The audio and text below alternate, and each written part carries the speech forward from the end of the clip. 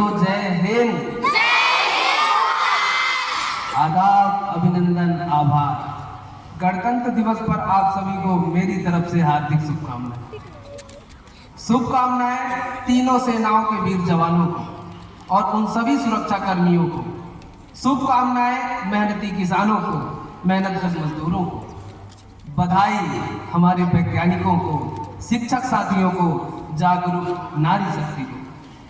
और मेरे प्यारे बच्चों, आप तो आने वाले समय के कोहिनूर हैं। आप सभी को ढेर सारा प्यार और आशीर्वाद। दूर दूर के देश में बसे भारतवासियों को भी गणतंत्र दिवस की हार्दिक शुभकामनाएं। और खेल मंच पर भारत का मस्तक ऊपर करने वाले सभी खिलाड़ियों को भी गणतंत्र दिवस की हार्दिक शुभकामनाएं। खासकर उन महिलाओं को जिन्होंने ये साबित करने में कहीं कसर नहीं छोड़ा कि किसी मामले में किसी से कम नहीं।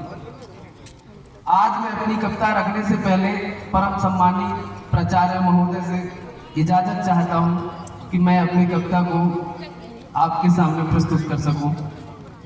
मैं अपनी पूरी ऊर्जा के साथ कविता रखूंगा, आप पूरी ऊर्जा के साथ कविता को सुनिए। मैं कविता को सुनाने से पहले एक शेर कहना चाहता हूं। गणतंत्र दिवस का मायने हम विशेष के लिए अलग अलग हो सकता है, लेकिन कुछ जो बच्चे होते हैं जो 2 वक्त की रोटी, जो छोटे बच्चे हैं जो रोटी के लिए तरसते हैं, वो क्या सोचते हैं? ना मस्जिदों को जानते हैं ना शिवालों को जानते हैं। वो जो छोटे बच्चे हैं ना मस्जिदों को जानते हैं ना शिवालों को जानते हैं। जो बच्चे भूखे होते हैं वो सिर्फ निवालों को जानते हैं।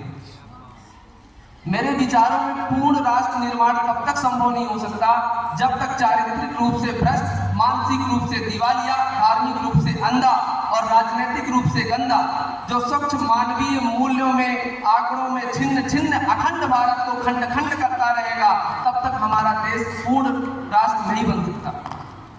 मैं समय की व्यस्तता को देखते हुए कविता रखना चाहूंगा। अटल जी की कविता है, आप उसे ध्यान से सुनिए। ये कविता बंटवारे की पृष्ठभूमि के ऊपर लिखी गई है। जब भारत और पाकिस्तान का बंटवारा हुआ था तो ना जाने कितनी मौतें हुई थी, कितने खून बहे थे। उसके परिप्रेक्ष्य में एक कविता मैं आप लोगों को सुनाना चाहूंगा। कविता है, आज सिंधु में ज्वार उठा है, आज सिंधु में ज्वार उठा है, नगपत फिर ललकार उठा है, कुरुक्षेत्र के कण कण से पांचजन्य हुंकार उठा है। सत सत आघातों को सहकर जीवित हिंदुस्तान हमारा, जग के मस्तक पर रोली सहशोभित हिंदुस्तान हमारा। दुनिया का इतिहास पूछता रोम कहाँ, यूनान कहाँ। दुनिया का इतिहास पूछता रोम कहाँ, यूनान कहाँ है। घर घर में शुभ दीप जलाता वह ईरान कहाँ है। बीच बुझे पश्चिमी गगन पे व्याप्त हुआ बर्बर अंधियारा, किंतु चीर कर दम की छाती चमका हिंदुस्तान हमारा।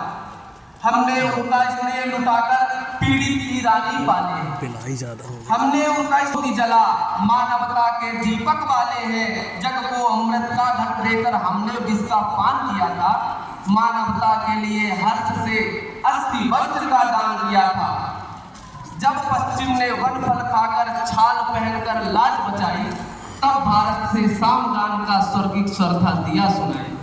अज्ञानी मानव को हमने दिव्य ज्ञान का दान दिया था। अंबर के ललाट को चूमा, अटल सूद को छान लिया था। साक्षी है इतिहास प्रकृति का, तब से अनपढ़ अभिनय होता। पूरब से उगता है सूरज, पश्चिम के तम में लय होता। विश्व गगन पर अगणित गौरव के दीपक अब भी जलते हैं। भारत अभी भी किसी मामले में कहीं कम नहीं है। तब अटल जी कहते हैं, विश्व गगन पर अगणित गौरव के दीपक अब भी जलते हैं। कोटि कोटि नयनों में स्वर्णिम युग के सपने पलते हैं, किंतु आज पुत्रों के शोणित से रंजित वसुधा की छाती। जब भारत और पाकिस्तान का बंटवारा हुआ था तब बहुत सारे देश में रहने वाले लोग लड़ाई झगड़े न जाने कितने फंसाते हुए, फजीते हुए, खून बहे, लहू बहे। तब अटल जी कहते हैं, किंतु आज पुत्रों के शोणित से रंजित वसुधा की छाती, टुकड़े टुकड़े हुई विभाजित बलिदानी पुरखों की धाती। पग पग पर माथे, कण कण पर शोणित बिखरा है, पग पग मर माथे की रोली, इधर मनी सुख की दिवाली और उधर जन